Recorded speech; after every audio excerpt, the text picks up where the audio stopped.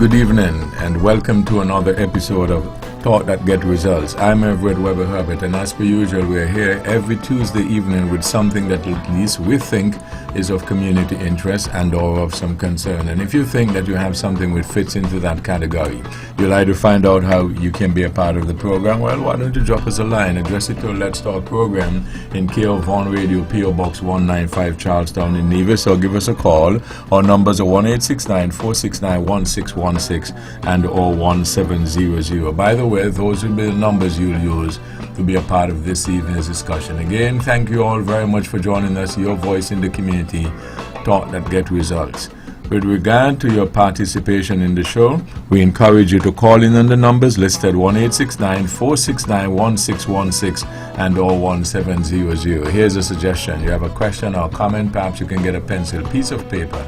Write it down so that you're well organized, and when you get on the show, you take as little time as possible so that we can accommodate as many of you as we can. We ask only, first of all, you respect yourselves, and then respect others, because we will not accept anything we deem that's not within our broadcast standards, but we encourage you to always be forceful with your point. You can also follow our live video stream of this program on our YouTube channel at Vaughan Radio. Click subscribe, and our Facebook channel, Vaughan Radio. Thank you all again for joining us. Your voice in the community, Thought That Get Results. Tonight we have two segments of this show. The first segment will feature the folks from the Community Affairs Department in the Nevis Island Administration. They've been doing all kind of things, right? Every now and then they got some big event. We'll find out first of all what they do on an everyday basis, and then we'll find out the special event that we're talking about. Denicia Smithen is the assistant or acting director there at the department. Denicia, good evening. Thank you for having us. Good evening, listening audience. I am Denicia Smithen, the director at the Department of Community Development, and I'm here with my colleague, Miss Malva Rollins, Community Development Officer with responsibility for St. John's Parish.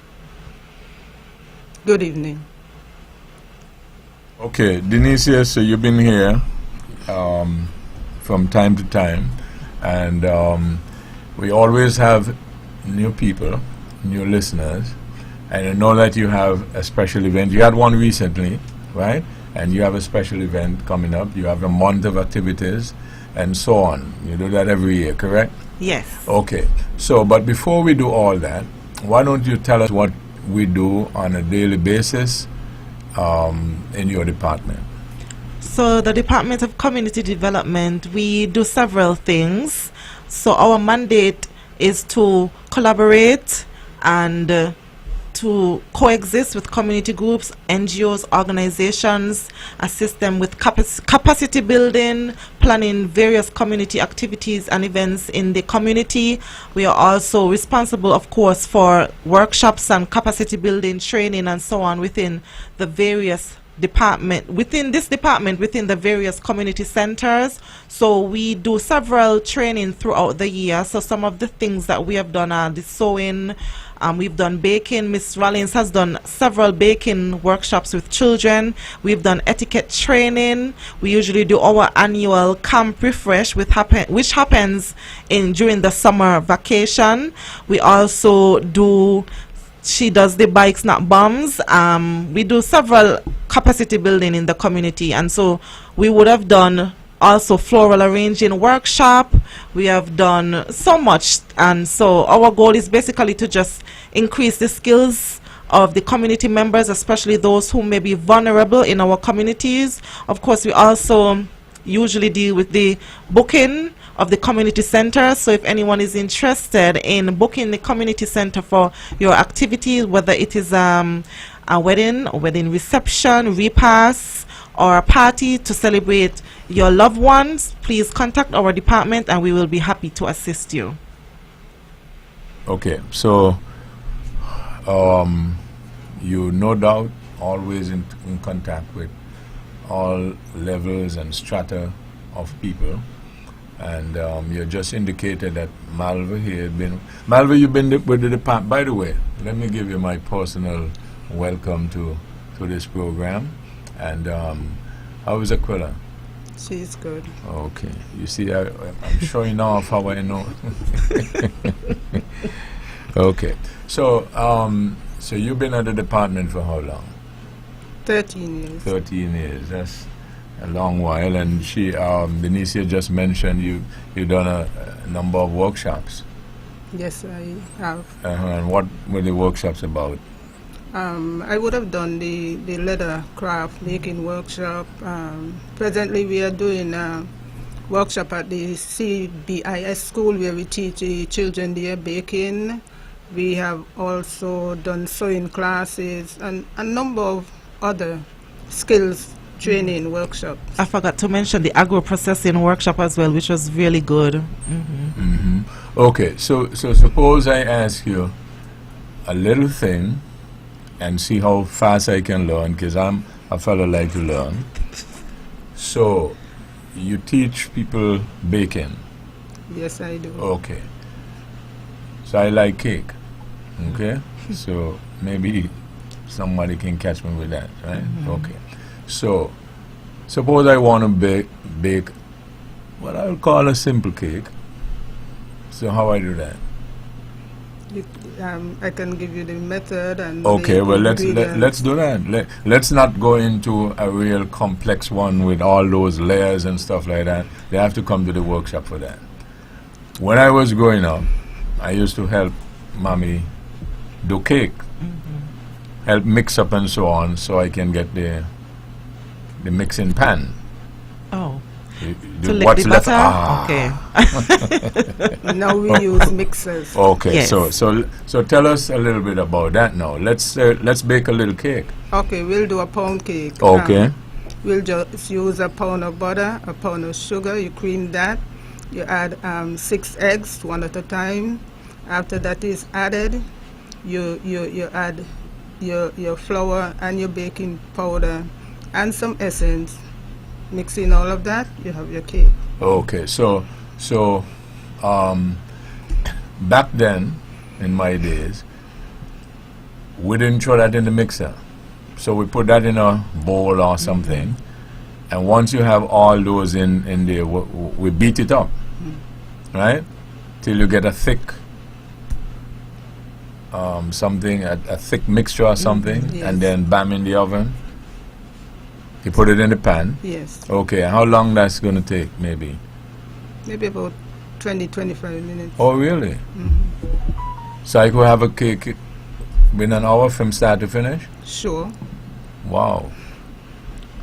Okay, so it sounds pretty okay. Now, what about, so that should encourage anybody to want to bake, because if you can start with a pound cake is good for how many people? About 4 or 5? Each person get a slice?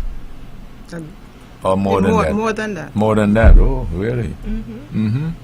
And so, my ingredients for that pound cake, I need flour, I need butter, I need some sugar, I need a couple of essence, I need a couple of eggs. Roughly speaking, how much is that going to cost me?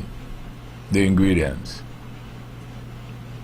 $20, $25, $30? Maybe about 35 or a About little more. $35. So I can get $35, bake the cake, and get a lot of friends. Yes, and you can also sell slices of cake, because we try to encourage entrepreneurship. So that's something you can get into, cake making, and you sell your slices of cake. And the other fellas then, but I'm talking about me. I'm baking for me and my friends. Right. So I can slice a cake, have a drink. Okay, right. So how about now, I'm trying to see if we can get somebody interested in just baking a cake, you know, and feel proud about it. How about sewing? Because people used to do that a long time ago, ladies especially, and they would sew uniforms and sew things and stuff like that. So, what do you do in the workshop? General sewing or specific stuff? Normally, we make like pillows, pillowcases, cushions. Sometimes we make a shirt or dresses. What's the kind of interest you have in those things? Do a lot of people? Yes, the sewing workshops, they are usually our most popular. We have a lot of persons who sign up, and sometimes we have to close it so that we don't have an overwhelming amount of participants and they're not grasping the concept. So the sewing workshops are one of our most popular. When we had the agro processing workshop with Miss Hendrickson, Ermine Hendrickson, she was the patron for the Agro Expo some years ago. That was a very popular one as well. And but basically those two were really good. And then we have some in between. The floral arrangement workshop, that was a hit as well. I was proud to see one of the participants started a little business making floral arrangements, and I did attend a birthday party, and I was pleased to see that she made the centerpieces and she was proud of herself. And so those are the things that we look for. Persons learn and they're able to apply what they learned in their, whether it's their personal life or business. And so the agro processing, I know a lot of folks because Nurse Ermine Hendrickson, she's one of my friends too. And she does a lot of stuff. Yes, she is very talented. So, what's some of the things she would do that and teach people how to do? So the participants, they learned to make guava cheese. They learned to make sugar cake. They also learn to make jams, juice, local juices, wines, and Miss Rollins can speak more about that because that was held in her district at the Pond Hill Community Center. They learned different things, and it was really pleasant to see the closing ceremony and what the participants had to display. They were proud of themselves because they were tasked with making their own I guess agro processed items, and they were proud of themselves. So what type of participants do we have?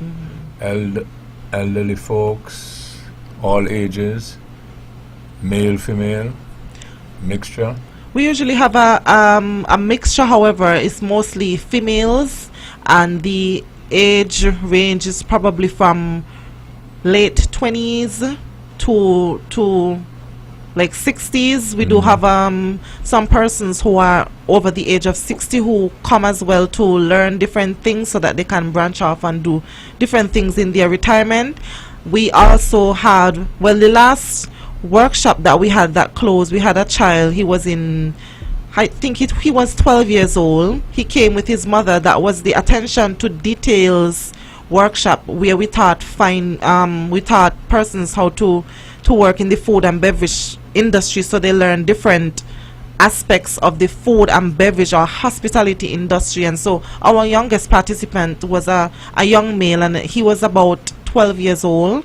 And so we have a range of persons who show interest. It depends on what the workshop is, what the capacity building aspect of it is, and we usually gauge our target market.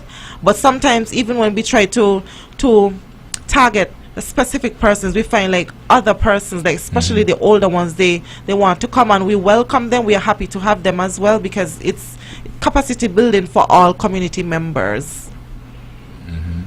Yeah, I was interested in hearing about the younger people to see if they were interested in this type of thing. You said you had someone who was 12 years old. What would have been, if you met them personally, or Malva if you did, what was their intrigue about it? Why were they interested in coming out to learn, coming to learn how to do this stuff? Well, most of the persons, they said they were interested in it. They wanted to do it for a very long time, and since that it was being offered, they wanted to take part in it so that they can do their own stuff at home and sell as well. Hmm. Okay, so did you have anyone who was, by the way, when they make this stuff, when they come to the workshop, what happens to the stuff that they would have made? If I made guava cheese, for instance, what happens to the guava cheese after that I finish making it? It's for the participants, and some more remain for when we had the closing ceremony. Oh, okay. So the participants, like if I make guava cheese, I will get guava cheese? Yes. Okay. And we invite, they can invite their family and friends and colleagues to come and bask in that moment. So they stuff out for those persons to try as well. You know, so the participants can say, hey, I made this, so try it, and that type of thing. Okay, you ready for a light moment? So the reason why I asked that is because I had a nephew who went to high school and decided to do home economics. So I asked him, why would you do home economics? He said, well, he liked it and so like that. After a year or so, I said, well, how is the home economics coming? He said he dropped that. So I asked why. He said, well, I've been taught that young cook can get it in to eat, and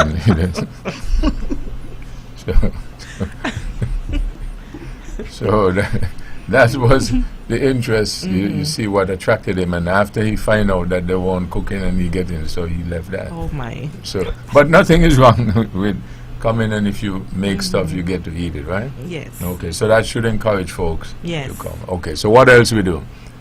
What do we have coming up? So these are some of the things that we do throughout the year, right? And sounds exciting. So what else we have for the month coming up?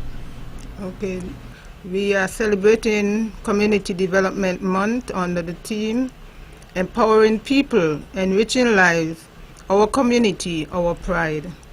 On May 3rd, we would have had our church service. On May 4th, the Jessup Seafood Fiesta. May 5th, we are here on the Let's Talk program. Then on May 9th, we have a hike to the waterfall.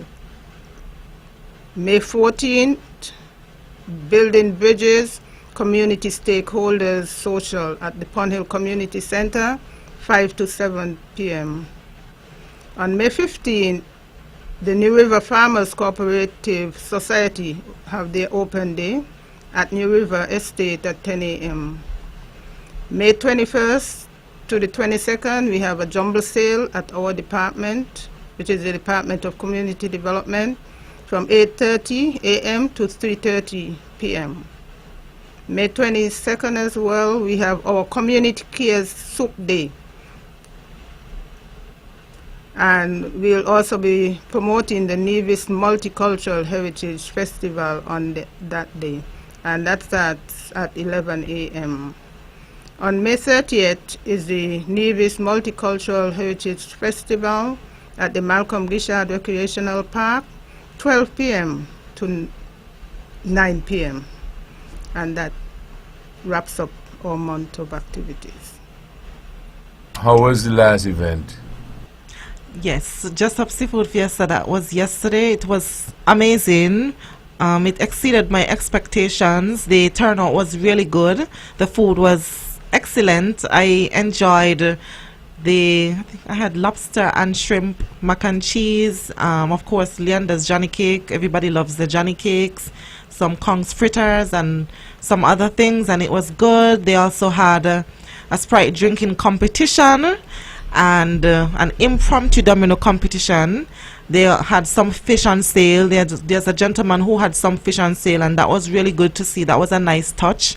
Overall, the event was really good, and I commend the Jessup's Community Management Group. Well, I used to say team, but I'm starting to say group now. I commend them, especially Tamara Farrell and our center manager, Leander Cornelius, and the other committee members for putting on an excellent seafood fiesta once again. It was really good. The attendance, Yes. super? Yes, the How attendance long was good. has been going on now? You've been doing it? So this is the 12th year, And yes, so it started 12 years ago, and it started at the Jessups Community Center, and it has grown significantly, and I was amazed that they use such a small space to and maximize the space so that so many people can be there and enjoying the food. The music was good, and so I think that the standard has been raised over the years, and it has become a staple event for the entire Nevis. I saw people from all over Nevis coming and supporting, and people love seafood, so people did come out and show their support and got their food. Some stayed and engaged in the activities, and some came, got their food and left, whether to go back to work or to go home and enjoy their food. So overall it was really good. And the one of the things that about the Jessups community and area that people who don't know and further afield will understand is traditionally a fishing. Yes. Yes, it's traditionally a fishing village, and it still has a very strong fishing community. I know several fishers who would have been a vital part of the seafood fiesta as well, and so kudos to them for always showing support. There's a very active fishers group in St. Thomas's Parish, Jessup's Cotton Ground Barnsgurt Fishers Association, and I know several years ago they did the Kongs Festival, and that too was really good, and so I'm hoping in the near future we can see that again. But yes, so last year they also had the FADS training workshop, which was a Jeff Small Grants program sponsored workshop, and through that workshop Jessup's community management team was able to make 2 FADs and place them in the ocean, and so they're supposed to be making 2 additional FADs soon, and that's fish aggregate devices, and those are used to attract fish so that you can have more fish to pick from. And so I'm hoping to see that being done soon. However, in the meantime, I just want to commend them for their efforts and bringing the community together. Apart from that, they also plan the annual Jessup's Christmas tree lightings, so they're an active group, and we are happy to see that they continue to work well, not only within each other but with the department and with even the Ministry of Tourism and the wider community. That community area used to be the premier supplier of crabs. Do they do a lot of that now? No. There's Yeah.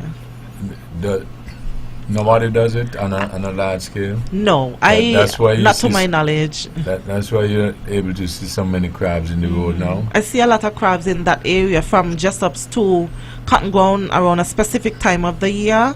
I haven't really heard. I know that there were some environmental challenges because, you know, with the change in weather or climate change, there's a shift, so you don't, like what we used to see growing up, we don't really see now, but we are hopeful that some of the community groups, and I guess I can plug that in, there are funding agencies out there that who are willing to fund various projects that are environmentally aligned. And so if you are a part or a member of a community group and that's something that piques your interest, you can reach out to us at the Department of Community Development, and we will assist you with your project writing and so on, and help you to get to the point where you can get funds to do whatever project in the community that you see is needed. So, you know, younger folks would hardly know anything about what we would call crabbing, and going in the night with flambeau to catch your crabs. That can be an event in itself, you know, but it's interesting. So they don't do that, so obviously we don't export that as we used to do, crabs. But we still do lobster. No, we don't have that in abundance. Well, there was a lot of lobster yesterday, so I guess, but not in terms of the big export and stuff like that. So we used to have lobsters, crab, conchs. How plentiful is conchs now? Well, I know the guys in Jessup's and Cotton Ground area get a lot of conchs because, well, when I need conchs or when persons around me who I know need conchs, they usually get. I'm not sure about like exporting and stuff like that, but there are times in the year when conchs are accessible. So I'm not sure if that's an issue. I know that there was a group who wanted to do something like that, like try to get like a conchs nursery. I'm hopeful that that can happen soon, but I'm not sure about like exporting that. Okay, so Malva, you wanted to add something else? I just want to invite the general public to the Bread Nut Affair coming up on June 5th at the Pond Community Center, where everything is bread nut based. You can get your bread nut chowder, your bread nut soup, your bread nut cake, your bread nut rolls, everything bread nut, even bread nut ice cream.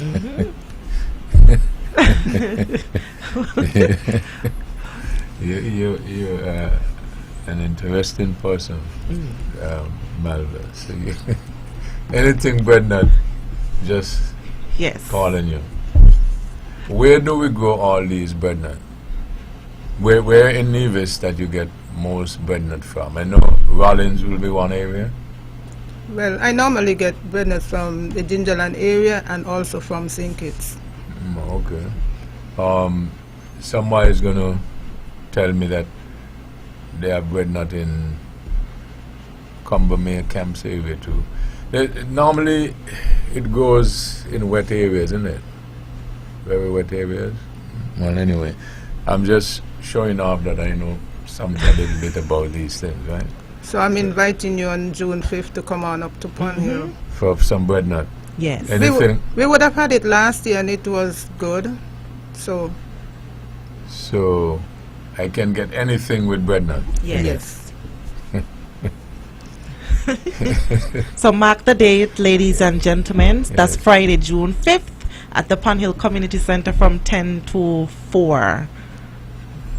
And it was good. I had the bread nut chowder and it was really good. I ended up going back for a second one. It was good. And the food was good. There was a lot of different items that were made from bread nut cake, cinnamon rolls. I've never seen bread nut cinnamon rolls, cookies, and there was a kind of soup. What was it? Not the chowder, the other one. the bread nut soup. Yeah, bread nut soup. And so it was good. Well, so I don't know. I said Rollins because I would get bread nut from Hannah. Anybody remember Hannah? Yes. When Hannah had gone, Kathleen bring the bread nut. Kathleen has left us. I hope Carmel bring them now. So, but they have some in Rollins. So anyway, it's anything else? So quickly, I just wanted to encourage the general public to come on out on Saturday, May 30th at the Nevis Multicultural Heritage Festival. We are closing off Community Development Month of activities with the Nevis Multicultural Heritage Festival. We have several countries who will be there, and you will be able to try the different traditional foods, the different national dishes, and just see the culture, the cultural explosion that we have in store for you. And so some of the countries are St. Kitts, Nevis, Dominica, Jamaica, Grenada, Guyana, St. Lucia, Dominican Republic, the Philippines, St. Vincent and the Grenadines, India, Japan, and of course several African countries also will be represented. We'll also have other vendors there. We'll also have agro-processors and different food products and crafts, arts and crafts that will be on display and available for sale. We'll also have a domino competition, and the first place prize is $1,000, second place is $700, and third place is $500. And just to sign up, $40. That's all you have to pay to sign up. We'll also have several entertainment. So we'll have some cultural performances. We'll also have the Honeybees String Band, Garlic and the Upper Level Band, and several other acts. And the entrance fee is just a mere $5. And for $5, you get so much. So I'm just encouraging you, the general public, to come out and support this event, support the various vendors, support the different countries, especially if you are, whether you're a foreign national or somebody residing here, but you would have resided elsewhere. And also, even if you're a tourist visiting, please come out and show your support. It will be an exciting day filled with lots of fun, entertainment, and just to witness the different cultural traditions. That will be a plus, so you don't want to miss that. Okay, let me just take this caller. Good evening. Thank you Good for evening, holding. Webbo. Yes. And good evening to my co-workers there. I just want to call in support of the Department of Community Development. You know, and encourage the people to come on out. And yes, Webbo, we got some bread nut over in the camps area too. By close to spring? Yeah, right to the east of you out there, man. Oh, okay. All right. Yeah, man. So Yeah, so you know, good job, guys. Just want the public to really support the activities for community development, man. Okay. Yeah, man. One love. All right. Thank you. That's our co-worker. Thank you, Mr. Pinney, affectionately known as Ras Irai, and I'm happy that he called, because for all you ITA lovers, we're going to have One Love Rastafari group who will be a part of the Heritage Festival as well. And One Love group, they're very, very instrumental in some of our activities in the community, and I'm so happy to have them on board and working with us as a department. So big up to you, and thank you for the encouragement. When you do all this stuff all year long, in reference to obviously keeping traditions alive, cultural practices and stuff like that, how does this fit in now with the overall Culturama promotion yearly? How do you fit in or contribute to it? Let me take this first. Good evening, thank you for holding. Good evening, thank you for holding. Yeah, Brother Webbo. You also could find bread nut in Barnsley. That is correct, yes. Yes. Is it there in abundance? If you go east of the cherry tree, there's a big bread nut tree there. And you could come to the May 30th bread nut tree party. you say that as if I could just go east of the cherry tree, see the bread nut tree and pick. East of the cherry tree, west of Eglantine Jubilee. Right. So you are performing as if I could go east of the cherry tree, west of Eglantine Jubilee and pick. And pick bread nut. Right there by AKA Charlotte. Oh, okay, Charlotte. Okay. All right. Thank you, sir. No problem. Webbo. Yes. So that is that's interesting, because that's a thing that used to be very plentiful and stuff like that. But it's good to know that it's still available I'm making in some mental abundance. notes. Yes. Yeah. Permit me to quickly highlight our sponsors, because Yeah. Before you do the sponsors, though, so I wanted to know what's your role now in doing all these things throughout the year, and then you have the cultural festival in the summer. What do you display some at the full? What do you do? So during Culturama, well, throughout the year, of course, we do these activities, because we also do the Christmas cultural market, and our overall goal is to equip persons with the exposure and the skills, because sometimes we have to teach dances. Sandra Brown Fleming would do that, and some other things. So our goal is basically for them to be able to now integrate themselves into the Culturama Festival. Some years ago, I would have worked closely with the St. Thomas's Parish Festival Committee, or STT Fest, and Miss Brown would have worked with the Gingerama Festival, and I'm hopeful that soon we can resume those community festivals, because those community festivals, those participants would then transition into, these more senior, like pageants and stuff like that. So we are hopeful that soon we would be able to revamp some of these community festivals, but our overall goal right now is to do what we can with our various events, and that is to showcase culture. But not only that, our most important mandate is to to foster community participation, community cohesion, to bring people together to have fun, just an overall good vibes, and have persons to know that we as a department value them as a community members, and we value their not only support, but we value their participation, and we want them to come and be a part of what we are having, because our overall goal is to develop the community. So we want that cohesion, we want that togetherness. I'm listening to you and I'm thinking that if I were helping you to make your case, I would say there's a lot of other things to do other than politics, because you all like too much politics. So there's a lot of other things we can do and have a good life, right? Okay, so the sponsors.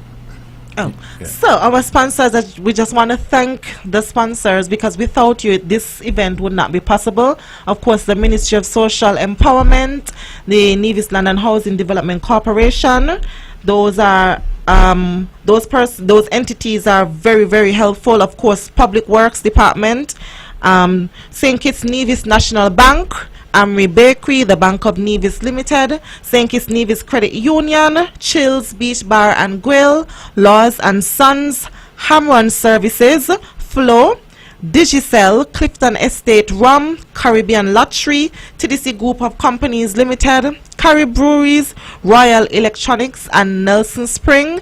We want to thank you wholeheartedly for coming on board and sponsoring this event, being a part of our festival, and basically giving back to the community, because of you we will be able to put on a really good event, and so we just want to thank you. So Malva, what's your final word? What do you have to say to whether you want to tell somebody come to the next workshop or what? I just want to encourage persons to go to the Nevis Multicultural Festival coming up on May 30th, and also to venture up to Pond Hill for the Red Nut Affair on June 5th. Okay, so June 5th. That's what day is June 5th? Friday. A Friday. Okay, so the Bread Nut Affair. And the Breadfruit Festival. It's a little time off, but June 20th we are having the Breadfruit Bands Got Breadfruit Festival. That's coming up on Saturday, June 20th. And of course, those who are familiar with that event will know that it's all things breadfruit. And so I'm encouraging all of you to mark your calendars for that event as well. That's Saturday, June 20th. So they still have a lot of breadfruit in Barnsgate? Well, something like that. We usually get from Barnsgate and Gingerland and other places around the island. And if we're desperate, sometimes we go to St. Kitts, because it's easy to get like in bulk from St. Kitts, but we usually make sure we tap into local persons in the community first, because Barnsgate's breadfruit is very sweet. It's very nice. The variety is good. This probably will be a funny question, but you can still see a breadfruit tree on the side of the road and pick a breadfruit. It used to be that way, so I know everything changed. The last time we did that, right, was a couple years ago with Wise. You know Wise? Michael Herbert, we went to Rollins. It was like a week or a couple of days before. I think it was like the Thursday before the Breadfruit Festival, and myself and Wise and another colleague went to Rollins, and right in the road where he lives, he had a long stick pricking breadfruit for us, and it was a sight to see. I think I still have pictures. It was fun. It was an experience. I've never really seen that. Like he was actually in the road picking the breadfruit. So the tree wasn't his. It was his. Oh, it was. Okay. That's why he was able. I mean, a toy of Wise. That's why he was able to do it. Yes. Anyway, it was good having you all. So we will see you at one or some of these events, right? And maybe check out one or two workshops. Some folks may not have to go, because my head sometimes is hard, and I just learned how to make a pound cake. So we will see how we go from there. Thank you for coming. We're always excited to have you, and have a change in pace, right? Yes, and stuff like that. Okay. Thank you. Thank you. So Malva and Denicia, thank you very much from the Community Affairs Department. We'll be back with our second segment right after these. This is Thought That Get Results. We'll be back with our second segment right after these.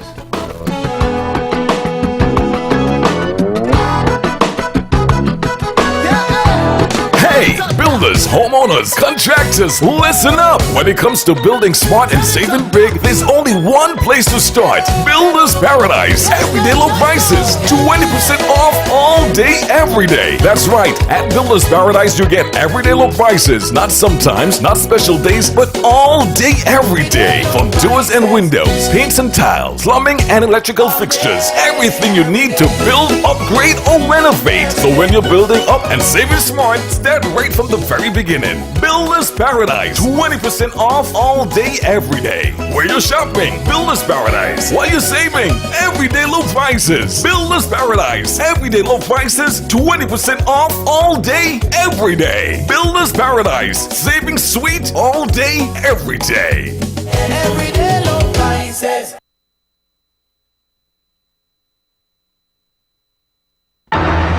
You're listening to Vaughn Radio from the Federation of St. Kitts Nevis.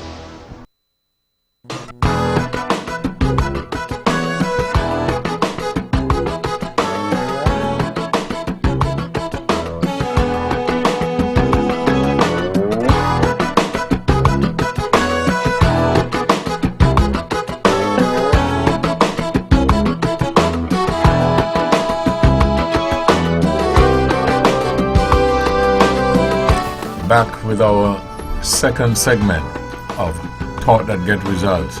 Our first segment featured the Community Affairs Department in the Nevis Island Administration. We learned what they do on a normal basis.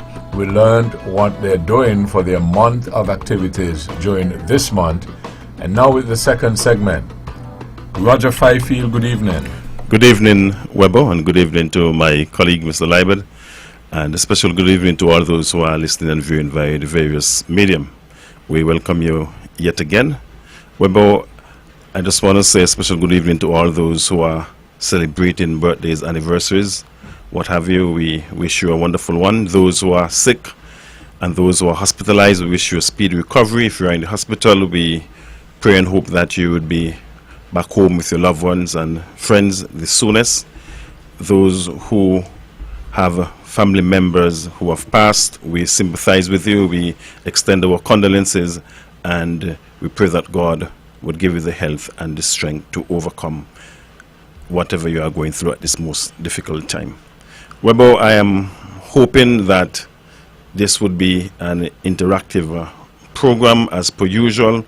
Persons would call in as we can learn something from them and they can learn something from us. Webbo, once again, thank you for the invitation. Conrad Niall Liebert, good evening. Good evening, Webbo, and good evening to your staff here at the Powerhouse, and to my colleague, Mr. Fifield. Good evening, sir.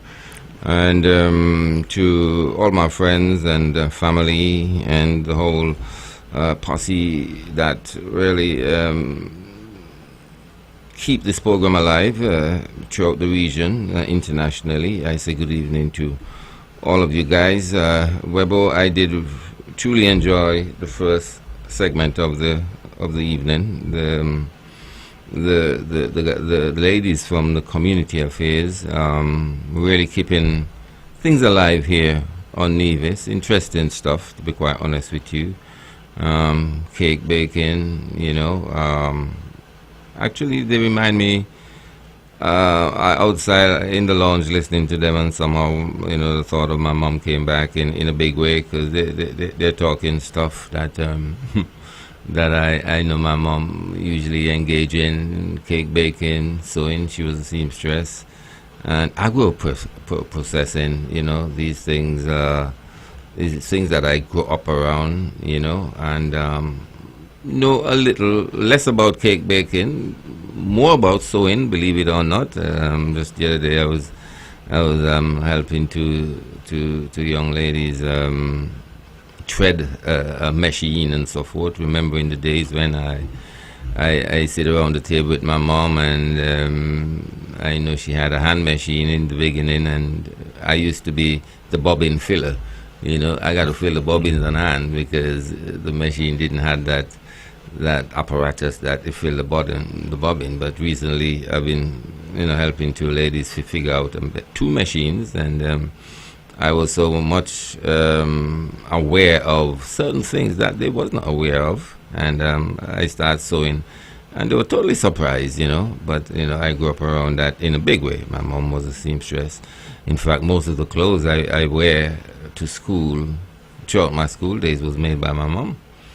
And so, and again, cake baking, that was, actually, when my mom stopped baking cake, I realized, she's getting old, because cake was always a feature, Easter time and every holiday, Christmas time, and so forth. So it was very interesting listening to the initiatives that the community affairs people are undertaking. I definitely would encourage the public to go out and support. Yesterday, I passed by, was it yesterday? I passed by the Jessup's Seafood Fest, but I went too early. Somehow I thought it was a breakfast thing, so I was over there 9 o'clock. And there was nothing really, ready, because it was starting 11 o'clock. But, I like to show my face because these things are good to encourage and so forth. And I think when we ask a good question, how this contributes into our annual festival, because I think these things are all part and parcel of things that we should consider and to be a feature, or moments of our annual festival. Of course, it's drifting into other things. And on my way here, I don't know why I was thinking about it myself. I was thinking about Juve Morning and all that. And I do hope, even though, there is a lot of tendencies to, shift it into other likes and likings and participation of some sort or the other. Keep it cultural, especially as it relates to the food part and thing. We should always try to advance these type of stuff. So I'll encourage the people to go out to the Bread Nut Fest, and I'm there wondering, well, we start in Nevis, can you get bread nut? Because the last time I bought bread nut, it was from Dominica, but I learned tonight that there's a lot of bread nuts, and I know bread nut you can do a lot with, and so it was an interesting segment, to be honest. And I once again would encourage the people to go out and participate, Yes, Webbo. I was actually intrigued in listening to the two young ladies, how they speak about, what they did and what they're planning to do for the month of activities. And Webbo, I don't know, maybe I'm somewhat old-timeish, but, when you spoke of crabbing, we never really did crabbing in Gingerland area. We did other things, but when you spoke to the flambeau, that's just struck something, and bring back a lot of memories and stuff like that. I think that some persons would call it Zulu flambeau, and I think that some of the young persons may not know what a flambeau is, what we speak of when we say flambeau, Webbo. So just for the young ones, it's basically you'll get a hard bottle, maybe a rum bottle. Perhaps you would put some oil in it, and we would have to create what we call a wick. And back then we would have used, we would have used the crocus bag. We would cut the crocus bag down, we would twist it, turn it, force it tightly into the bottle because we don't want the oil to run out. And when it's wet, the wick is wet, we would light it, and that would create, some bright flames. And when it go a little dim, we would tilt the bottle so the oil can go up towards the wick and stuff like that. And that was basically our flashlight back then, our searchlight flashlight back then. We would go to the bay at nights, we would look wilks, we would look, other things and stuff like that. So that, really sparked something when you said that. in terms of the bread nut, also, Webbo, a lot of persons may not know, but when I was growing up, I actually tried it more than once, many times, because I learned this from my parents. You know, the kinup, whatever term you want to call it. After you would have eaten them, the seed, you would wash them and you would boil them with some salt, and they would taste just like bread nut. You know, and if you're listening and you never tried it yet, you know, you can try it. Believe me, it tastes just like bread nut. And even the soursop, the full soursop, you know, my dad told me, you know, back in the day, you didn't get any yam. You know, you can just have the full soursop, you boil it, and it would taste just like yam. Oh, yeah. Yeah. You mean the full soursop? Yeah, the full, not a ripe one, a young one. You have to be full. Okay. Yeah. So there are so many things, you know, that we can do. You know, how we survive, how we can survive. And we have to start to put things in place now. Because as we speak, you know, we understand the trend that oil on the world market is trending upwards. So we have to find ways, you know, how we can basically cut and contrive, tighten our belt, as the old people basically would say. So these are some of the things, simple things, but yet effective things that we can go back to. You know, it's not that we are saying that we are going backwards, but some of these things, you know, are really, really good for us. They are nutritious. And it was, might have been yesterday, in a conversation with a friend of mine. We were talking about, you know, these games that we used to play, the hopscotch and stuff like that. And what the conclusion that we came to, these are simple games, you know, that would help us in terms of exercising. Nowadays, the children have these gadgets. They're sitting down. They are not jumping. They're not moving around. The rounders, you know, the baton ball, the cricket, you know, you were more active. Everybody was basically involved, and more persons were, you know, kept, you know, more active, more healthy and stuff like that. Even the red light, green light, 1 to 3, you know, it helped you in terms of listening keenly. Simon said, the on the river, the on the bank. You have to listen keenly. You have to be paying attention. You must be alert, you know, for you not to be, you know, out, so to speak.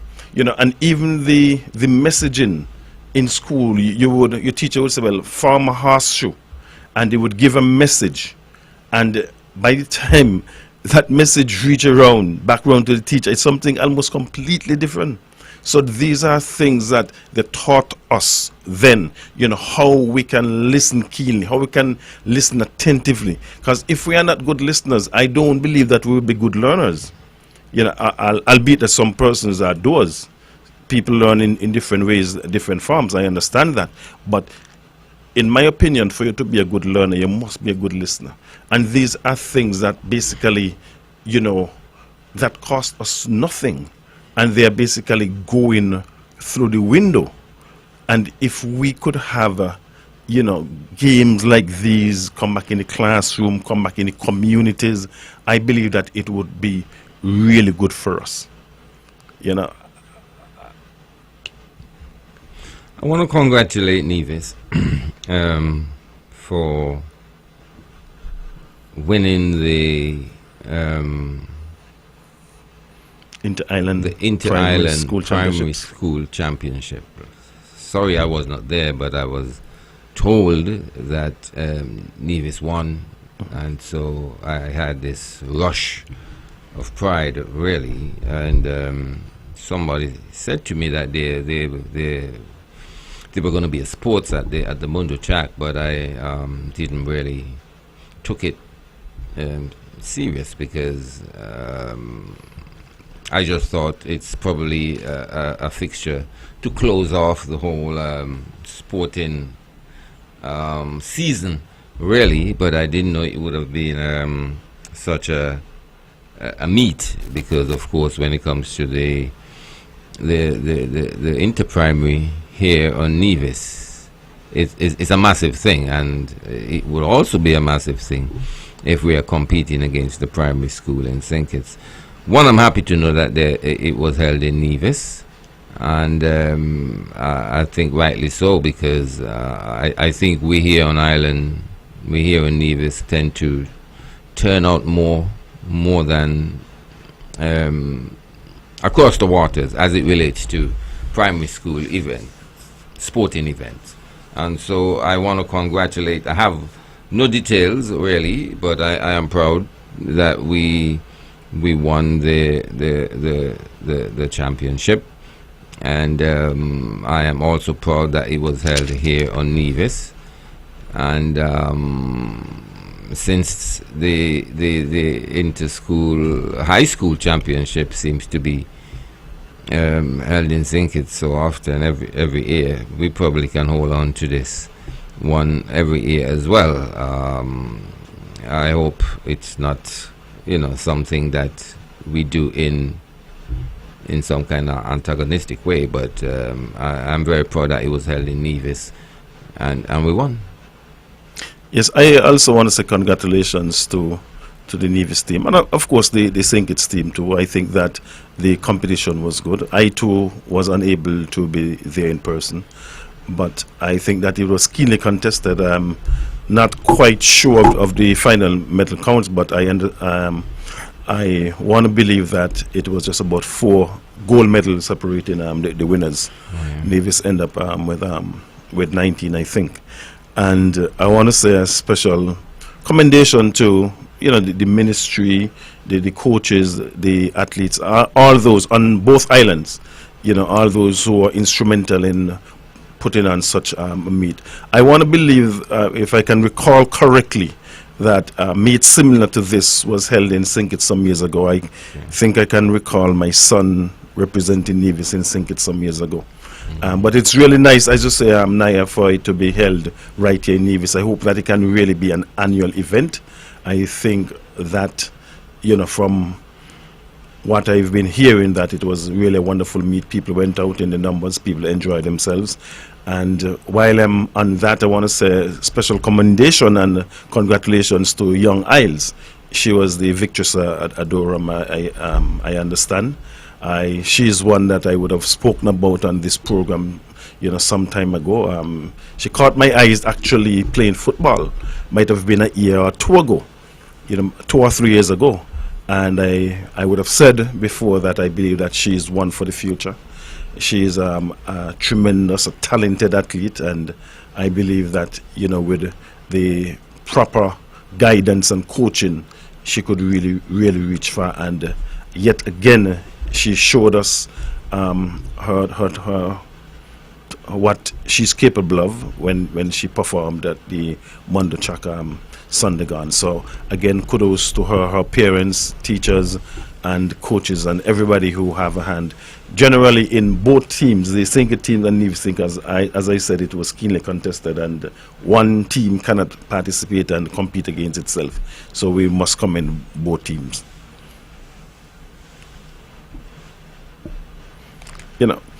Webbo, I don't know if I can just maybe slip in this. We annually we celebrate here at least in the Leeward Islands, we celebrate Labor Day on the first Monday in May. I think that some other islands would celebrate it the first day in May annually. And Webbo, I believe that maybe it's about time for us to treat the day as Laborers' Day and not Labor Day per se. And maybe then the true essence and meaning of Laborers' Day would come to the fore. When I look around, for years I haven't seen anything been done in Nevis, in terms of the celebration of workers, of laborers. In St. Kitts, they would have a march, the Labour Party, and that, in my opinion, is politicized. I think that it ought not to. I believe that at least here in Nevis we have the teachers union. I'm not sure how many other unions we have, and these are entities, these unions that I think should, lead the way, come to the fore, to bring out whatever ills or whatever you have to celebrate in terms of your laborers, your workers, so that they could be known. Sometimes when we put a political twist on it, persons who are of a different political persuasion may not want to come out. And I believe that it is for all of us, most of us, are workers, barring school children and probably those who have retired. And I think that we probably need to have another look at it and see how best we could incorporate all without it being politicized.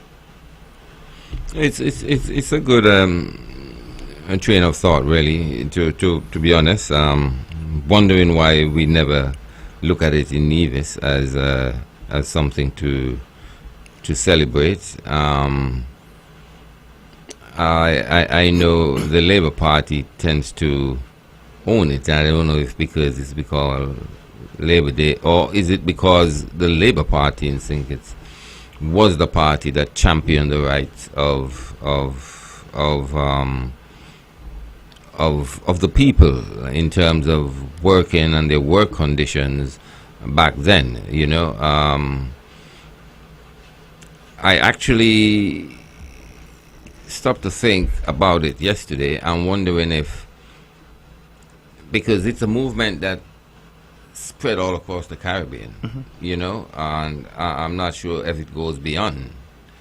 I know when I once lived in England, I go to a park for May Day celebration and so forth, and I'm not sure if it carries the same significance as what we do or what we think here in the Caribbean, but I know the historical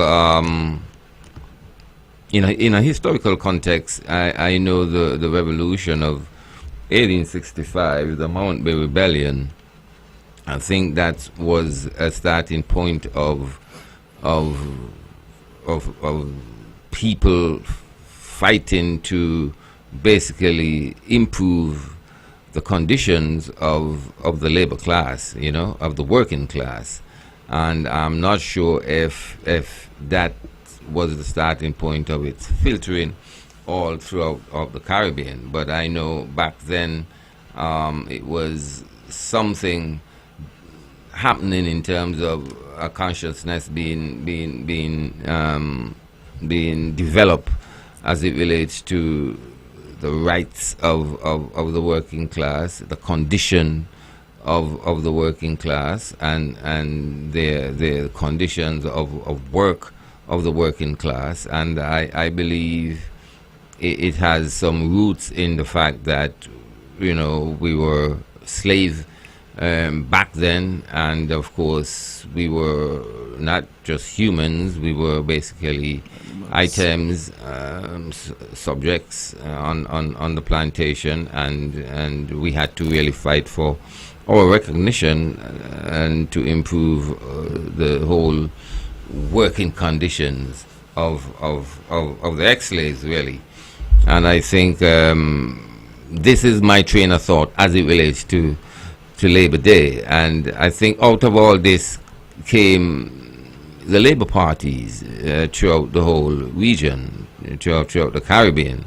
And that's why, the Labour Party here in the Federation, one can look at it as the root of the political movements here in the Federation and probably across the whole Caribbean.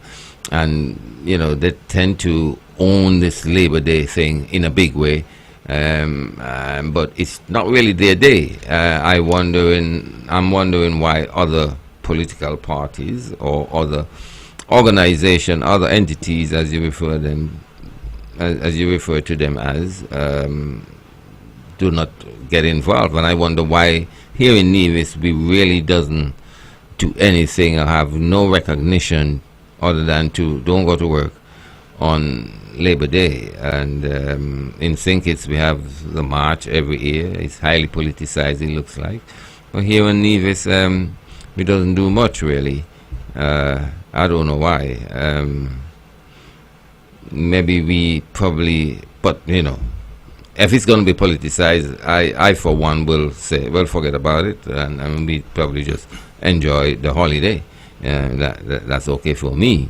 But I think the era of enslavement have passed, and we are at the control as to we'll take care of our own conditions as it relates to labor conditions, working conditions.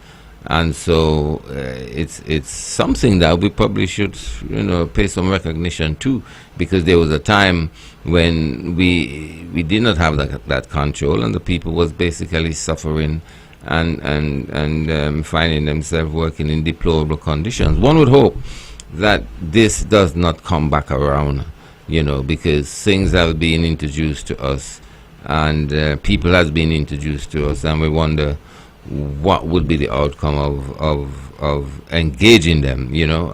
We see people coming back posing as investors. Some of them really has no respect for the people of these islands. They have a lot of money, and they feel like they can access these islands to their financial might, and we don't know what would be the outcome sometimes. So, I mean, trade unions and so forth, labor organization, group organization, employment organizations should always be a feature of this kind of society where I think we always look abroad for development, and so we are exposed to these type of things happening. Of course, we have a minimum wage, which I personally argue that is too high.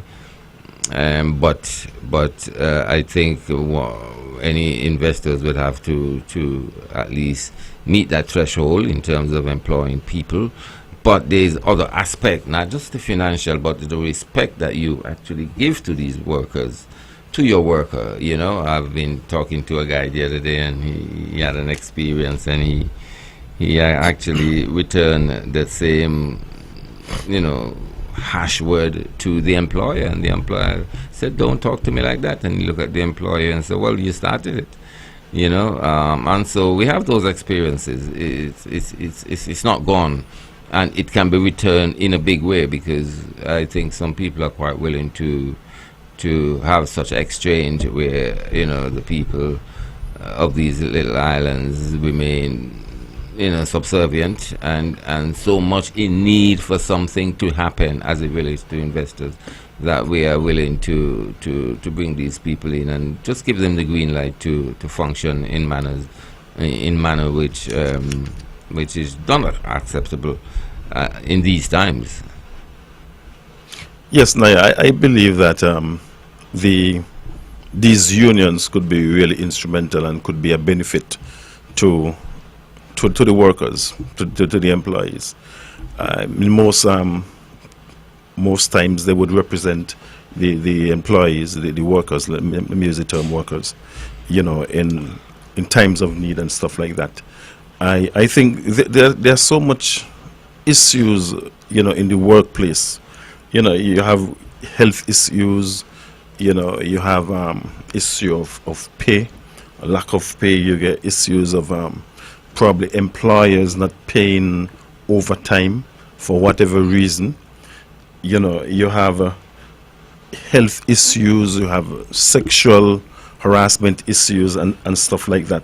I think that when employers know that their employees could be represented, they would have representation, so they are not just quote unquote standing on their own, but they have, you know, a solid body, you know, that would be able to represent them in the event that representation is needed.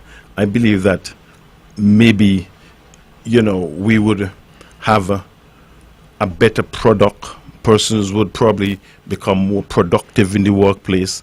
And if persons in the workplace are more productive, it is not just good for the individual worker, but it is good for the organization on a whole. Because when persons are more productive, it means that, the organization that they are working for, would have higher yields, whether it's a product or it's a service. So these are things that we probably really need to look into. I mean, to me, to have it politicized, to me, it really doesn't make any sense. For example, I think that some years ago, a prime minister was in a Labour Day march and speaking about, the high cost of electricity, and it should come down. But who control it? I mean, somebody would say, yes, it's a statutory body, but let us be realistic here and think it's a nevis. Who control these bodies? So I really think, the come back to the core point is that it should not be politicized. We need to look at Labor Day more as Workers' Day, Laborers' Day, so we could all, have an opportunity to celebrate, an opportunity to, to bring whatever, problems or issues we have to the fore. Well, trade unions are sometimes seen as bad news for investors and for government. Keep them on their toes. Yes, but some don't want to be kept on their toes. Bad news for the investors, yes, because they cannot get paid with what they want to get paid with. And bad news sometimes for the government because the government wants things to be happening, and anything that would rock the investors' boats, the government would prefer not, because the government want to have, see the economy grow and so forth, which is, we have not really. I'm not sure if there's any trade union much in Nevis. Back in those days, we heard of umbrella trade unions, the trade unions that cover workers in various areas of employment, But I think in a general sense, trade unions are not really encouraged in these days, for reasons being that it threatens sometimes what the government would want to see, and it threatens investors in terms of they really doing what they want and employing people on whatever level they want, really. But I mean, so be it. I suppose that we have sufficient laws in place, and we have sufficient guardian, I suppose, of the law. And so trade unions, not really a thing of the past, but it's not really encouraged, in these times. I mean, hotels union, yes, I mean, that is something that should be alive and kicking, knowing that the Caribbean is so highly dependent and on tourism. But at the same time, can we be that rigid that hotels would think twice about coming to the Caribbean? And of course, governments will think twice about the rigidity of a functional trade union in the tourism sector, because of course the government wants to see growth and development, and so it's a balance, I suppose, that we have to function with, because not just the government, we want to see development taking place. We just can't be too rigid, I suppose. I'm not sure if I can divert just a little bit and out of this zone of conversation, and speak to a development that, I say development, a building that is taking place at the Alexander Hospital, which there is talk that it is a dialysis unit, you know, and let me say, I truly wish that it is a dialysis unit, because I think the time has come where Nivison should really be able to be treated and function, you know, go about their day as normal as possible. I believe the journey to St. Kitts is really harsh on them. One, because of the treatment and what it probably does to the physical, and two, because you have to time out and maybe break your employment and so forth to go over to St. Kitts. I really think it's high time that a dialysis unit should be up and running here on Nevis.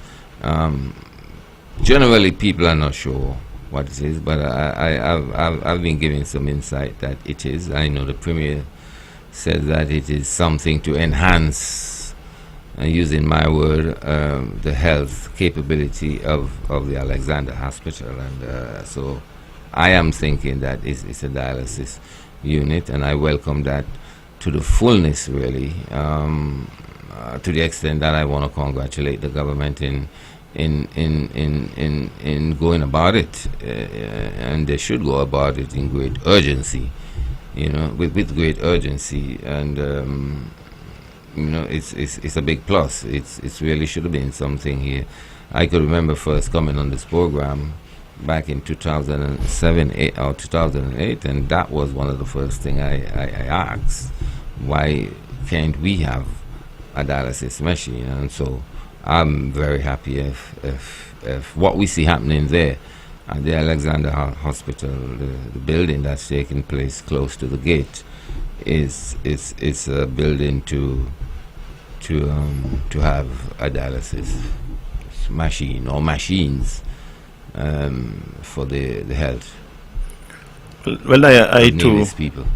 I too would have seen some work being done there, and what I can say, based on what you have said, if it is indeed an area, a wing to have dialysis patients to be treated, I think that all of us Nivisians would be happy. I'm saying this with the backdrop that anything that is added to anything that is going to add value, I think we are to welcome it. It's not that to say that the services at the Alexander Hospital is on the par, not at all. I know that, you know, over the years we would have had eye surgeries. Sometimes we speak a lot about St. Kitts, but I do know too that patients come from St. Kitts to have surgery here. I know that patients, you know, over the years would have come from St. Kitts to have other surgeries here too. One such surgery was a knee surgery, and I can speak to this because it was a cousin of mine. She came from St. Kitts, and a surgery on the knees, you know, were performed right here at the Alexandria Hospital. And I think over the years too, we have the services of at least a doctor, and he would come from time to time and have colonoscopy, you know, where we can, you know, help us, you know, find out if we have anything wrong with our colon, if it is cancerous or anything like that. So I believe that, you know, the services at the hospital, you know, it's good. It's good, and that I say anything that can add value to anything, you know, we welcome. So indeed, if it's a dialysis, machines would be housed and the patients would be treated when upon completion. I say kudos to the government, and you know, let's keep pushing forward and upwards. Yes, but I must say also that as I said, from a long time I've been asking about it, and that's the thing when we're talking about politics and politicizing certain things which are very, very necessary, almost like necessity to the people of the island, and I believe in the continuity of government. Otherwise, and I don't know if it's this democracy thing that we're dealing with here, because even in the U.S., we see important things for the people, and because it's been implemented by, say, the Democrats, and the Republicans seems to want to put an end to it and cannot replace it with something better. I've heard Trump talking about Obamacare, and don't ask me too much about that, but there's always that debate that these things were good for the people, and but sometimes the politics in these democracies sometimes really, and the people becomes like the rope in the tug of war, and then the rope bursts. And that simply means the people suffer, and to me, we got to be mindful of that in these little communities where you get something, it's good for the people, let's use it for the people, doesn't matter which government bought it, let's use it for the people, for the good of the people. It is a government, it belongs to the people, because knowing that the people are paying for it, and as I say, I don't want to go back to speak of the fact that there was a dialysis machine that was bought back then by the NRP administration, and it was left to run back in 2000 and somewhere between 2010 or 2008 and 2012. I think that was not good. I think, and there was all kind of reasons that was said, but I think it was bought for about $500,000. The people of Nevis still have to pay for it, even though it wasn't implemented or put to use. I mean, many years after, it came up again in some kind of public talk that they might, try to, but of course, it's already been decaying. Something's been put down like a dialysis machine for 10 years, 14 years. You just can't get up and start using it again, I suppose. But here we are now getting to the point of getting one, and I say congrats. But it's very much overdue, but it's better late than never, and let us not politicize it, to say, well, speak evil of it or bad of it, simply because it's come at a time when one would argue that there was one before and whatever, it should have been there a long time. Let us give thanks that it's in place, because many of us who are talking and banging our mouth, we don't really suffer from the illness, and we don't know how it really feels, to have to go across the water. So I believe that our Navigans should be happy that a dialysis machine is coming, and hopefully it's going to be functional for the people who need such care, because I mean, it's and I'm talking from the point of view of family members of myself who suffers from renal failure. I know a good family member of mine had to go and live in St. Lucia, and she passed in St. Lucia. So I've been an advocate for that for a very, very, very long time, and of course in the completion of what we are seeing there, and it is a dialysis machine, I do hope that we have nurses and people trained to operate it, because that was one of the things being said back in 2008, 9 or 10, that it's like buying somebody a new car who can't drive. And I hope throughout these many years we have a lot of people being trained and ready to make use of it really, and let's really keep the politics out of it and put the people's health, uppermost in our mind. Yes, I totally believe that, the health of a nation is the wealth of a nation. And as such, politics, ought not to to be mixed with our health. And far too long, too much, persons, try for some reason to interject politics in our healthcare. And, the sad thing about it, when we speak to renal and dialysis, a number of persons who speak and said all sort of things that they would have said about dialysis machines, sitting down and stuff like that. And, the question is, there's a renal, what it's called, is it a club, a society? Mm-hmm. And they have events every year to raise funds for these patients. And oftentimes persons do not support. Oftentimes people do not contribute. So I am saying, here are we on one hand that we are saying all sort of things, and on the other hand, where we can lend some support, we do not lend support. For one, I try each year to make whatever contribution that I can. I do not have anyone personally that has been affected with diagnosed with that disease, but let me just take this. Good evening. Thank you for holding. Good night, Webber, and good night to the panelists here. Night. Now it's discussion. Webber, you know that, right? I like these talk shows where we come on and raise things about the country and what going on in the country and what's supposed to go.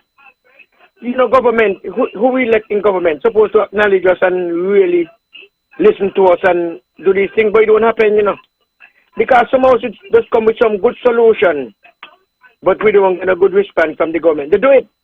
So they do certain things, They capitalize on certain things. But they don't give us the thing like they get from us. And this is the problem. When I listen to these radio talk shows, and you listen to people calling and raise their voice against things, and try to put things to help the government then. See things that the thing, people curse you, people talk a negative thing about you. But if you is a citizen of your country, a national citizen of your country, you love your country, and you want to see your country go right. Whether you NRP, CCM, PAM, Labour, PLP, or whatever, they're supposed to acknowledge you when you stay and come and, Mr. Palix, come out with an idea now. Mr. This come out with an idea now. And this that is a good idea. But we don't get that from them. You understand? So, until they listen to us and listen to the people and the voice of the people, we will never get nothing done under none of these administrations. Anyway, wonderful program as usual. Now, good night. Good night, sir. All right, I was impressed with you, listening to you. Yeah, thanks. You all have a good night. God bless you and keep you. Yes, man. Yeah, if I feel you were saying that when they have the function, we don't contribute. Some people don't. Some people do. But I want to bring to the point that the people are still paying the debt for the $500,000 that was spent to buy the dialysis machine. The people are still paying it, maybe up to today, and that's the point I'm making. I'm hearing your point, Naya, but what I'm saying, what can we do to assist these persons from where we stand, from where we sit? Contribute as much as you can contribute to the events of the renal society is the key, I suppose. Until we are in a position, you would have indicated here to us all that the construction that has started at the hospital is to have this wing or... No, I say I hope. I Okay. hope. I'm still hoping because Well, I don't think well, anybody have come out to say it is that. Well- that you know, I'm hoping that it's been rumored. To be quite honest, it's been rumored, and I hope that rumor is true. That's what I'm saying. So let us remain optimistic. Yes. Let us remain optimistic, and you know, once you know the thing about projects like these, you know, we are all gonna know. It probably take some time. Yeah. But we would know. I know.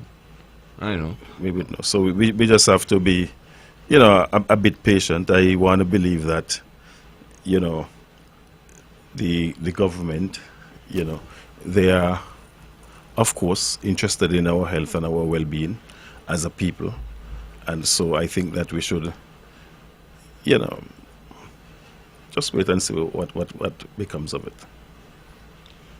Yeah, well, I hope through the power of my voice, it is that. It is a dialysis machine the building is going to host. Because when I stop to think, I mean, we have other facilities there, functional, as you have said. To me, one other thing, one very important thing that we doesn't have is a dialysis, and the crisis of we Nigerians have to go to St. Kitts. It's a real crisis, because if the water is too rough, if hurricane come, you know, I mean, that can result. It's a very serious thing. We pray for these things not to happen. But when you really look deep into it, it's a bit of a risk. It's a high risk, you know, for the life of those who actually have to travel across the waters. I know the government tried to make it as comfortable as possible in their journey across the water to the Jane France Hospital. And what I understand, they do assist them financially too. And they do assist them financially, you know. But sometimes the immediate need for the you know, the treatment arises, and when that happens, that's when, you know, things get a bit crucial. And so let's hope and keep our fingers crossed. Do you think the people should know by now what it is? If the people should have known by now what it is? What is being built? I thought I listened to a news clip some time ago, and might have been the Minister of Health or the Premier, you know, would have said words to the effect that we would all know. And I am patience is key. I believe, you know, patience is a virtue. So I believe in waiting, and I think it's going to be something good. Okay. You think the people who actually requires the treatment being spoken to? I'm not sure. I can't say. I can't say. And as you said, it is rumored, but we are hoping that the rumor is correct. Rumor. Well, that is what. Thank you for holding. Yeah, good evening, Webbo. Yes, you're on the air. Go ahead. I'm wondering if I'm hearing one of your panelists saying that we don't want to donate to the dialysis patients, and that is a problem. But the government leaving $500,000 to RAT shouldn't be a problem. Carl, I'm not. There are two of us here, and I'm not sure which of us would have said anything to that effect for you to comprehend that. Well, But- the one that's responding. Well, Carla, what I said is that there's a Renal Society. What we can do, the question is, can we do anything? Can we as individuals do anything with the machine or machines? If the answer is no, then we must ask ourselves, what can we do as individuals? The next best thing is, if we say that we are so much in love with our own families, our neighbors, our friends, I am saying that we assist where we can. There's no use, going over these dialysis machines, and we cannot put them into operation, and we can lend a helping hand in terms of supporting the society so these patients can get. I am not saying that we are not to have dialysis machines. I'm not saying that. But what I'm saying, let us do what we can do at this point in time. No, but what I'm saying is, don't you think if the government had installed those machines that they had before, people would have been more than happy to help out with whatever they could if those dialysis wasn't left there to rot? People might have been happy, Carla, but then the question begs, other people would have been happy, might have been happy to help out, as you put it. Then what would happen to these machines in terms, who would have operated them? From what I understand, nobody was trained in operating these machines. So we would have had them, we probably would have installed them and don't have anybody to operate them the same way. Yeah, but that information came from the people who left them there to rot, but the people who bought them, they were saying something different. Well, I can't recall ever hearing anything of anyone who bought them and what they would have said. Okay, then. You have a good evening. You too, sir. All right, thank you.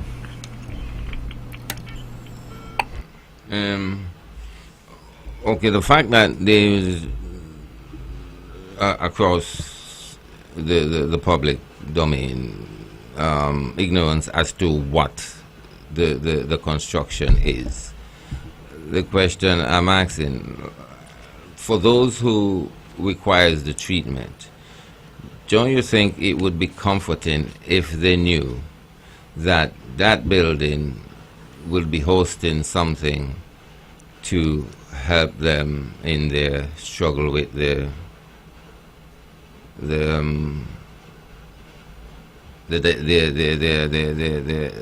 particular disease?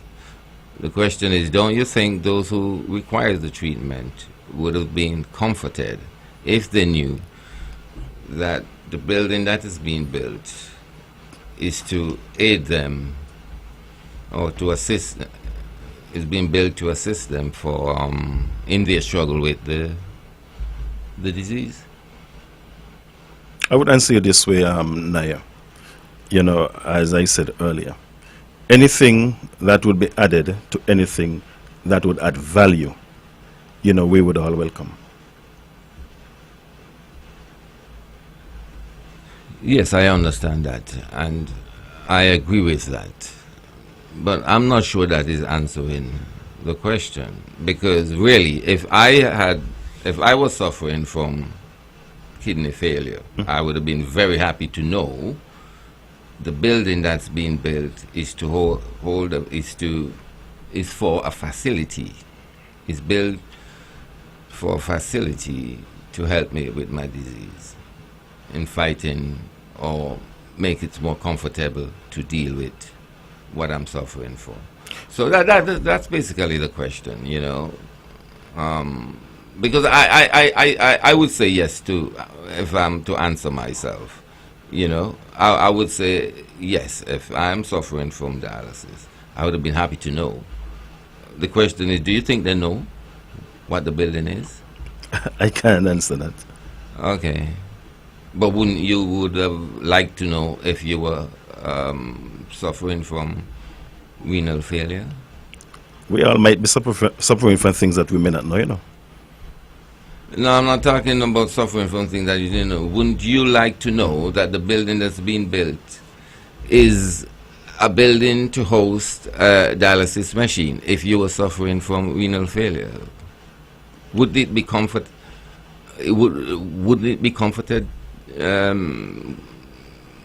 to know that? Wouldn't you be comforted to know that?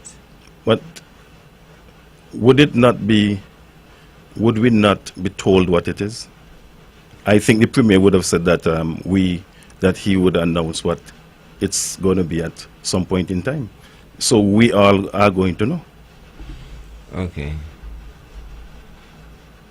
All right. I don't know why I'm struggling to ask this question so much, because it's a simple question I'm trying to ask, but it's like I'm trying to ask the right thing, you know, and I'm answering myself here. And I'm saying, yes, if I suffered from renal failure, I'll be happy to know from long time, from the first foundation being dug, I would have been happy to know that, hey, something is happening that it's going to be good for me, you know. But I think you're dodging me a little bit, you know, which is okay. Sometimes, you know, people are driven by speculations. And sometimes but people... when you're suffering from renal failure, it's not about speculation, and it's not about... It's a reality that you're dealing with. You have to go to think it 3 times a week. So wouldn't you be comforted if you knew that building...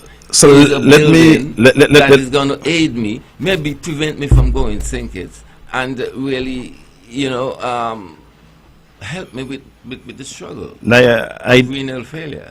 You would have said earlier, Naya, that whatever your sources is or are, you know, this is me paraphrasing, that you get it from a reliable source. I never tell you I get it from I said me paraphrasing. No, okay, I said I'm paraphrasing. I never insinuate that. I say it's been rumored. It's been rumored, and I am hoping that it is a dialysis machine center. Okay. Okay. And I'm simply saying that for those who are suffering from it, they would have definitely been comforted to know. So do you believe the rumor? Well, it's nothing. I kind of believe. I must tell you, you know, yes, you know, because so don't you think that, you know, because hope sometimes influence. Let me take this. Good evening. Thank you for holding. Good night, Mr. Herbert. How are you, sir? I am good, and you? I'm good. And just want to say good night to Naya and also to Raja. Good night, my brother. Okay, good. The question I want to ask, though, and I think I'm going to target my question more to Raja. There's a building coming up on the hospital ground. The hospital ground belongs to the people of Nevis. It's the people of Nevis ground. A building going on top of it. I'm accustomed to see a building going up before the building go up. You see a big notice outside. This is coming, etc., etc. Why the Premier have to continue do us like this? He don't tell us when he's ready what is coming. It's the people's business. It is the people's business. It's our business. This secrecy is what killing us. The same thing with Destiny. Sorry, I have to go back there. Same thing. Too much secrecy. The people need to know what is building up there. Tell the people, put a sign up. A dialysis machine is coming. Whatever it is, it's good for the people. I'm going to tell you when it's ready. Come on. This is not the Premier business. The Premier is not talking to his children. It's the people's business. And stop treat us like that. We are big people. We are sensible people. And I'm saying all the time, we are 99% they say literacy. Stop treat us like as if we are stupid, like we don't understand what's going on. Stop it. It's not good. Tell the people what is building up there. Put a sign up. Tell us what is happening. You want to wait until you finish to tell us what it is? That's not good. That's not the way democracy works. And transparency is not good. Come on, man. This is 2026. The Premier needs to stop these things. You don't tell us when you're ready. No. Tell us now what it is. Have a good evening, sir. Thank you very much. All right. Thank you. Well, you know, that's the opinion of a member of the public, but and that opinion could be widespread. But in particular, the question still evolves And I believe that those who are suffering from renal failure will be happy to know that sooner or later they will be comforted. And even if the Premier decide not to tell the public, I believe he should tell the people who are suffering from renal failure, because it offers some hope. And I suppose they can plan around that reality. But at the same time, maybe it's nothing to do with dialysis. As I said, sometimes hope seems to triumph reality. You know, I mean, because I'm so hoping it is. I'm almost convinced that it is. You know, just like politics. You know, you want the party to win, and so you hope the party will win, and you feel like the party is going to win when the party is far from being able to win. That's just a weird example. You know, and so to me, I'm hoping it is, and it may almost make me giving me that sense of belief that it is. But I may hear nothing from no concrete. I have no concrete evidence on it, you know. But I do hope that it is. And even if the Premier is not communicating with the public, those who suffer from dialysis would be very, very, very more than enlightened, more than happy to know, you know. Because to me it's not easy. To me not easy. And as I said, I'm talking from the point of view of you know, I have a family who really suffers from that, you know, to a great extent, you know. But what the caller say have some merit, okay. But again, I suppose we got to get accustomed to things being done differently, you know, at times. The caller basically said that he was directing it to me, but I'm not sure that he asked the question for me to answer. Or maybe I get it wrong somewhere along the line. I thought I was listening keen enough to see if a question was actually in what he said for me. He asked a question, and what I would say to that is that I am in no position to speak for the Premier. I think the Premier, you know, will be on tomorrow night. Good evening. Thank you for holding. Hey, good night, gentlemen. Again, good night again. Good night, now, what happened? I so agree with the caller, because anything that the government do, especially like hospital, public, wherever, is supposed to be in the public domain. The people of the country supposed to know, because we taxpayers, we got to know how the country money spent. You know, nothing's supposed to be a secret, a surprise. So I agree with the caller. Nothing's supposed to be a secret or a surprise, and we're supposed to know whoever fund that money to do that project or whatsoever. We're talking about integrity. We're talking about transparency. And this thing that we cannot get from the administration when they get in there. They go in parliament, start kind of things, and then when you look the mix up, tumble up thing in there, and with it, ordinary man who on the road, who trying to get to understand what's going on. We can't understand what's going on. You understand? So I support you 100%. All right then.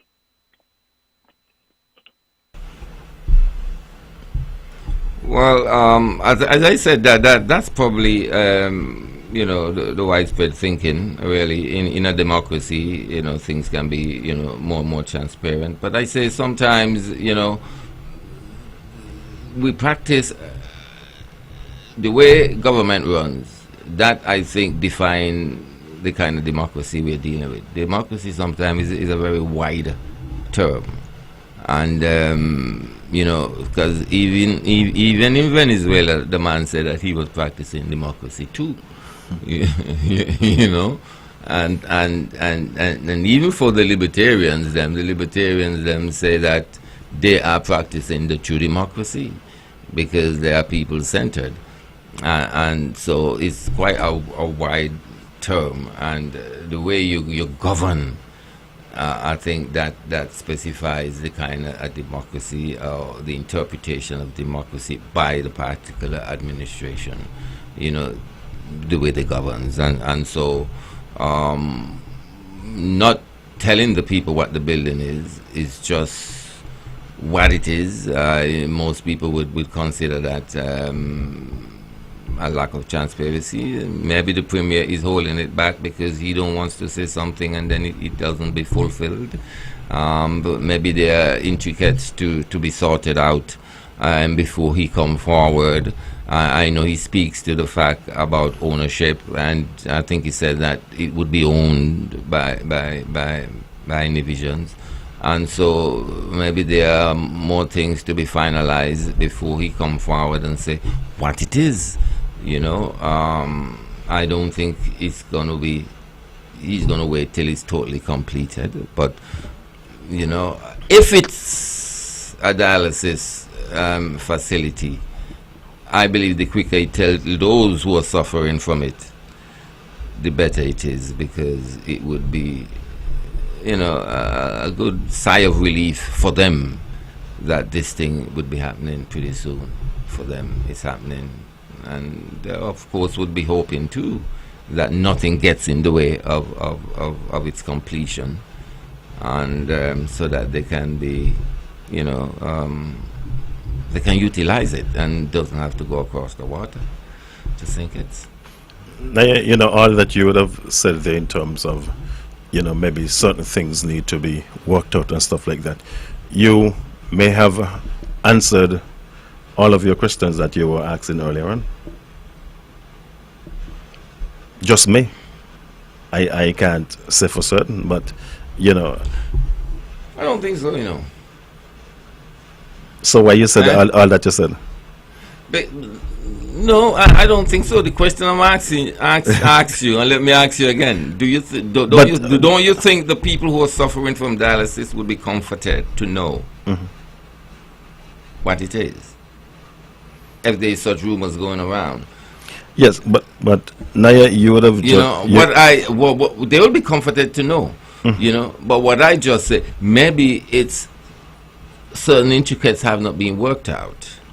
Right, and why the public, but still that does not really affect the feeling of those if they are told. I don't want to be pessimistic here, or sound pessimistic, but what I'm saying, Naya, is that you would have just said there are some intricacies and stuff might or may have to be worked out, yes. Right? And if that is so, why you or anyone would want the Premier to tell, especially those who are suffering from this particular disease, to have the hopes up high, and let's say these intricacies, as you would have put it, don't work out, then what happened to them and their spirits and their hope? So it comes back down to wait, and that is why I said that you might have answered yourself with all the questions you may have, because I want to believe that the Premier knows that he or the minister, the substantive minister, would have to make an announcement at some point in time. Yes. And they are in a position to know all of these I's, dots, and the only dots and the I's are dots and the T's are crossed. And when they are done, and if they are not done, then, why make an announcement? Or why tell these patients to give them false hope? And as I said, I do not want to seem or sound pessimistic here, but I'm just based on what you would have said. I understand what you're thinking and what you're saying, but I believe what we have seen has gone thus far to be able to. The intricacies I'm talking about is maybe not the reality of what it is, but the intricacies as it relates to, and maybe it is to functionality, ownership, maybe the abilities that surround it, in terms of capability, in terms of professionalism, those who is going to be running the whole unit, if it's that.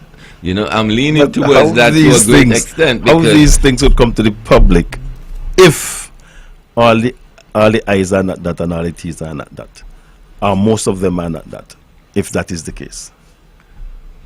See, the thing is, me and you don't know how much T's and how much I's are there, and how much T's and that's how much why, I's that's why are crossed. We need to remain. Dotted, we need to remain optimistic. And I'm totally optimistic. And have some confidence that we would know. Okay. But would you agree with me if... I agree to that we would know. After all the intricacies would have worked out.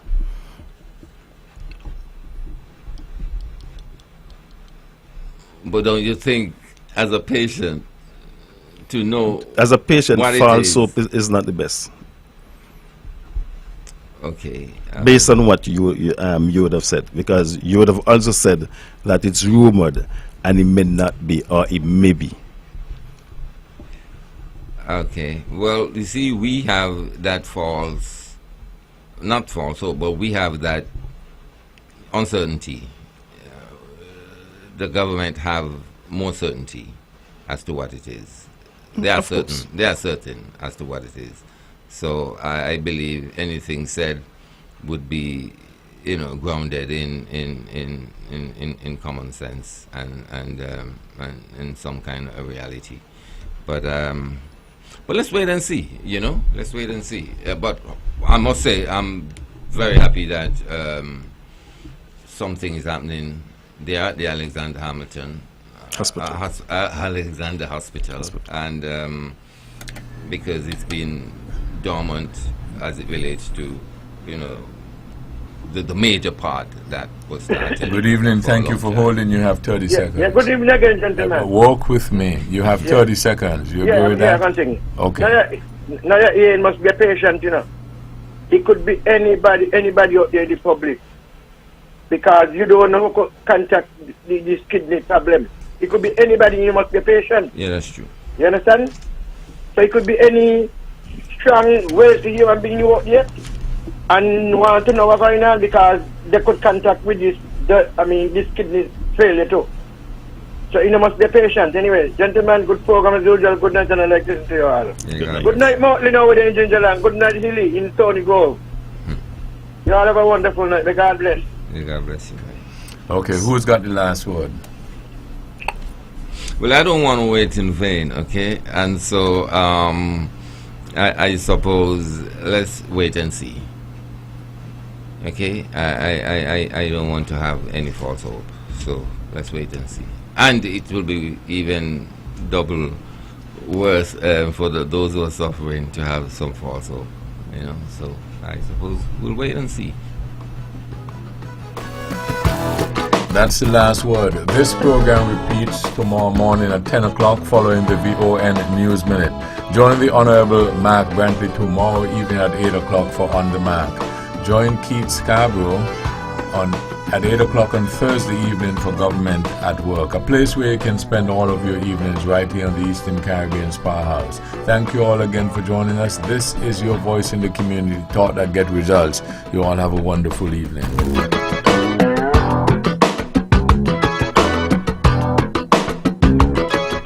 Views and opinions expressed on the preceding program were solely those of the participants and do not necessarily reflect the views of the Nevis Broadcasting Company Limited or its advertiser. With all the power from the tower, this is the powerhouse of the Eastern Caribbean, VON Radio, from the Federation of St. Kitts